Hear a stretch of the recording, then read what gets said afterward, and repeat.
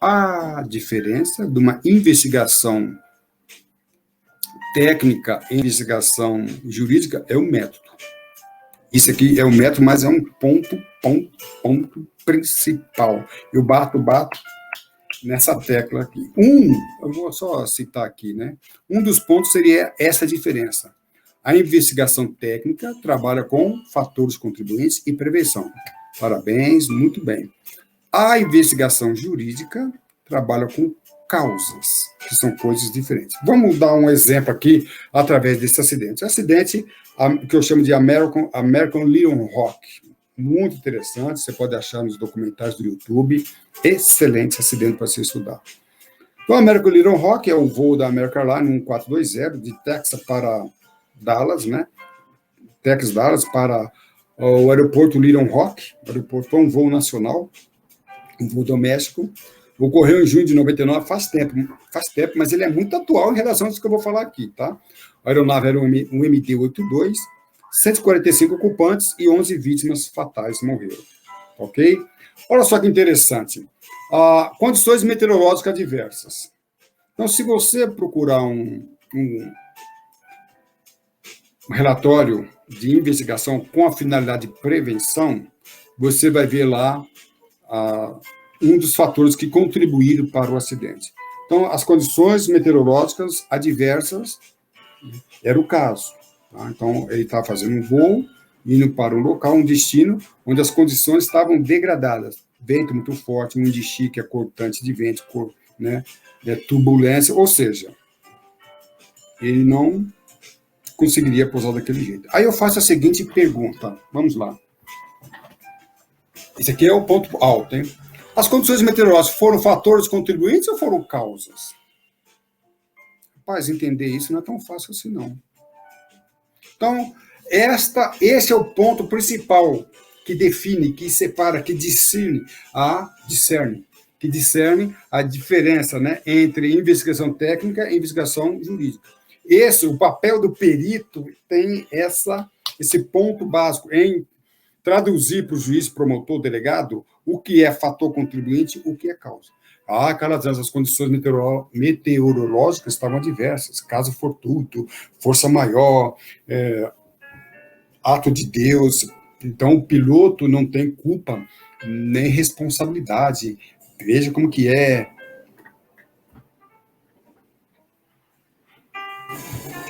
Nananina, não. Estudando o nexo causal, o nexo de causalidade. Estudando conduta, o que é dolo virtual, culpa, negligência, imperência. Não existe imperência. Olha, imprudência.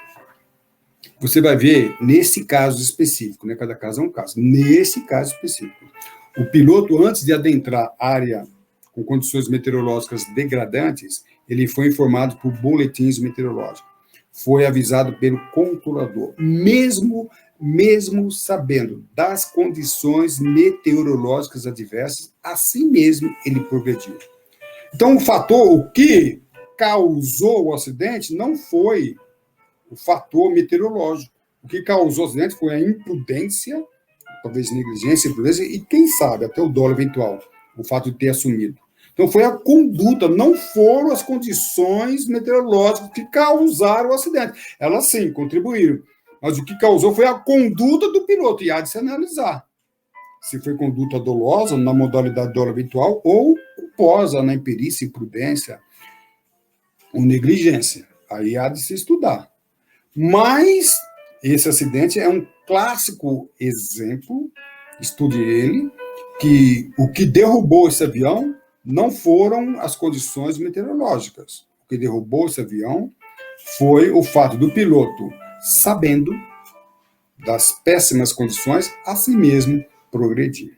Então, eu tenho aqui a diferença entre o perito, ele vai apresentar o quê? Para o juiz, ele vai trabalhar no sentido de apontar as causas e não fatores. Fator, para nós, perito, jurídico, não interessa. Claro que interessa no momento importante, mas ele não define. Ok? Então, nexo causal. Qual o nexo causal? O que deu causa ao resultado? Foram os fatores, foram as condições meteorológicas ou a conduta do piloto? ok? Mamonas Assassina. Inclusive, hoje é dia 8, dia 10, nós vai, ó, o português, claro, nós vai falar sobre Mamona Assassina. Esse caso aqui, ele é interessante,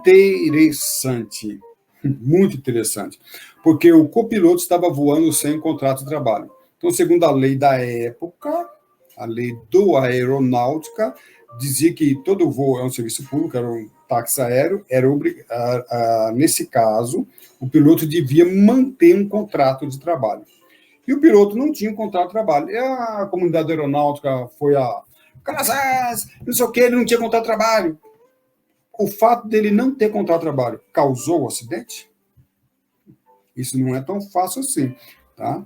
Ele cometeu uma infração? Cometeu-se uma infração administrativa. Cometeu, tá? Ele cometeu uma infração administrativa. Então, o copiloto, segundo o Código Brasileiro de Aeronáutica, mais uma interpretação junto com a lei da aeronáutica, fica claro. Então, uma infração administrativa foi sim cometida, inegável. Mas essa infração foi a causa do acidente? Então, não vamos confundir. Muitas pessoas fazem essas confusões. Queridos pilotos amáveis do meu Brasil varonil, não entra nessa falácia, né? Eu dou um exemplo muito claro em minhas aulas. Vamos supor que eu esteja com a minha carteira de habilitação de veicular vencida. Então, eu pego o meu carro de manhã e vou e paro no semáforo vermelho. Eu estou lá. Já cometi uma infração administrativa. Estou com a minha carteira vencida. Uma infração administrativa. Mas, estou parado bonitinho, mas atrás de mim vem um carro a alta velocidade. 180 por hora. Isso foi comprovado na perícia. O cara estava 180 por hora. Abarroou o meu carro por trás, e nesse abarroamento houve a morte de 3 pessoas. O Calazans responde por esse acidente? Uma pergunta. Não vamos confundir. O Calazans cometeu uma infração? Cometeu uma infração administrativa. Mas o que deu causa foi eu ter saído com a infração administrativa, sem a minha carteira, ou a imprudência, ou talvez dolo eventual, daquele que estava a 180 por hora numa via pública, onde a velocidade máxima era 60. Ah, mas Calazans, se você não tivesse saído da sua casa, você não estaria lá e não teria abarroado. Calma. Aí nós precisamos estabelecer o nexo causal. Existe um método para isso. Essa regressão que você quer fazer, ela é interessante, mas ela tem que estar dentro do escopo jurídico. Muito interessante, gostei. Pô, mas se você não tivesse saído, você não estaria lá, não teria acontecido o acidente. Cuidado, eu estou fazendo aqui uma pergunta. Cuidado para nós não fazermos uma ligação direta, né? Eu me lembro de um caso, olha que coisa interessante, isso aconteceu comigo. Uma aeronave estava pousando em um determinado aeroporto, e antes dela pousar, eu falei, bom pouso. E a aeronave caiu, se acidentou e morreu o piloto. Foi feita uma investigação e chegaram à conclusão que o professor Calazans cometeu uma infração de tráfego aéreo. E cometi. Porque na fraseologia, na comunicação, você não pode falar bom pouso, boa noite, boa tarde, não pode falar isso. Então, na investigação, Calazans cometeu uma infração, isso é fato. E aí alguém me chamou e falou, Calazans, você vai ser colocado na investigação. Eu falei, vocês estão brincando comigo. Se você quiser me punir, pode me punir, porque eu cometi uma infração, é inegável, está lá gravado. Mas a aeronave caiu porque o motor parou. A aeronave, isso é fato. A aeronave caiu porque na curta final ela teve uma pane de um dos motores, foi arremeteu o mono e caiu. Então, qual a causa do acidente? A causa do acidente foi a parada do motor. Não tem nada a ver com o meu bom dia, boa tarde, boa noite. Eu parei de dar bom pouso, porque se eu dei bom pouso, o cara caiu, eu parei de dar bom pouso. Aí eu tive que assumir. Eu cometi uma infração administrativa e falei sobre a autoridade. A autoridade aeronáutica. Ele queria até me incriminar, falou de inquérito. Eu falei, vocês estão brincando comigo. Eu cometi uma infração. Mas a minha infração não tem nada a ver com desdobramento dos fatos. Quem não entende direito, né, com teoria da conduta, nexo causal, se perde nessa. Fica totalmente perdida nessa situação. E foi o que aconteceu. Então, para mim, esse é o ponto crucial. Tá? Relatório final, fatores contribuintes. Cuidado. Ok?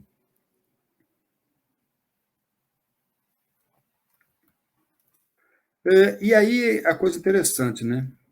O nosso curso perito aeronáutico, ele se difere da investigação jurídica, desculpa, técnica, para fim de prevenção, principalmente trabalhando esses pontos. O que é culpa, o que é causa, nexo causal, responsabilidade, fatores contribuintes, infração administrativa e muito mais. Se você não entender isso, e não souber correlacionar esses pontos,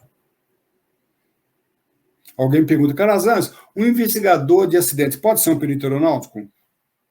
O fato dele ser investigador não o credencia, não estou nem falando de credenciamento e habilitação, estou falando de credenciamento em termos de conhecimento. Não o credencia para ser perito, muito pelo contrário. Eu já vi investigador aeronáutico se enrolar e incriminar o seu cliente. Eu vi isso. Por quê? Ele não conhecia nada de direito,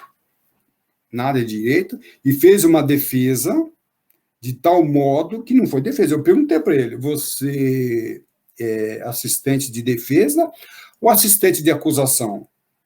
Porque pessoas como você, o cliente não precisa de inimigo. Tem você como inimigo. E por que, Calazans? Eu fui lá, olha o que você fez aqui. Ele se enrolou em culpa, nexo causal, não sabia nada disso. Tá? E não sabendo disso, ele promoveu uma defesa que acabou terminando. O promotor adorou, o juiz, todo mundo adorou, menos o cliente dele. Então, o fato dele ser investigador, um piloto, um controlador, um meteorologista, é um bom passo, excelente, mas é um bom ponto de partida, não necessariamente um ponto de chegada. O TWA, estuda isso aqui, tem 2 documentários pelo NTSB, tem 2 documentários, muito, não é NTSB, não, 2 documentários lá que falam sobre acidente aéreo. Esqueci agora o nome do canal do YouTube, mas procura lá. TWA 800, 2 documentários. Então, um acidente, um Boeing 747, decolou do John Kennedy, 17 de julho de 96. 17 de julho, coincidentemente, é a mesma data, não do ano, do mês, do acidente ocorrido 17 de julho de 2007 em Congonhas, aquele tanque bateu lá. Eu estava lá trabalhando como controlador. E esse acidente teve 230 vítimas fatais, ou seja, todos os ocupantes. Olha que interessante. Não vou entrar em detalhes aqui, mas esse acidente, então, suspeita-se, eu falo de suspeita-se, tá? Porque eu vou jogar como suspeita que esse acidente deu o que falar. Que esse voo TWA 800, após a decolagem, o motor central, vamos dizer assim, motor não, o tanque de combustível central, que tem tanques de combustível nas asas, e o central. Não vou entrar em detalhes aqui na investigação, mas o tanque de combustível central, ele explodiu devido a um superaquecimento do sistema elétrico ali. Vamos lá. E aí, logo após a decolagem, ele partiu ao meio, nem ao meio, né? Partiu ali a cabine, literalmente se despregou da fuselagem, e a aeronave caiu, morrendo todas as pessoas. Esse acidente, por favor, estude sobre esse aspecto, porque quem fez parte da investigação, o NTSB, o equivalente ao nosso CENIPA, a CIA, tá? O FBI, equiparado à nossa Polícia Federal, o FAA, equiparado à nossa ANAC, e até a CIA entrou aí, né, comparado ao órgão maior de informação do Estado. Esse acidente é muito bom, por quê?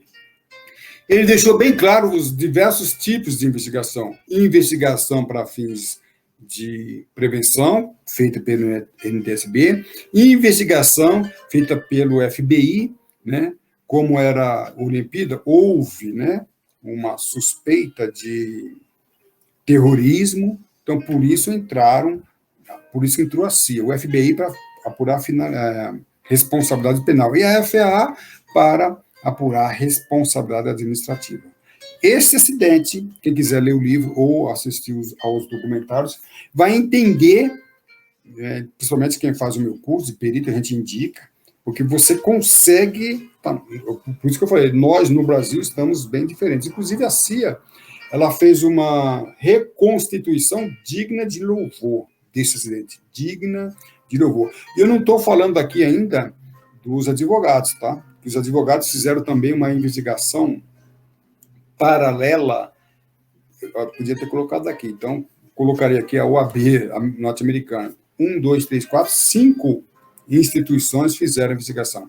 A OAB americana, os advogados, fizeram uma investigação. Eu quero que eu, com o meu curso de perito aeronáutico, com o meu curso de direito aeronáutico, ou os outros cursos que por acaso venham a surgir, Calazans foi o primeiro, mas vai aparecer outro, fica tranquilo, vai aparecer outros cursos de perito aeronáutico, mas Calazans foi o primeiro. Mas o que eu quero é que os nossos profissionais cheguem ao nível americano, principalmente os advogados. Muito interessante. Ok? Investigador de acidente pode ser um perito?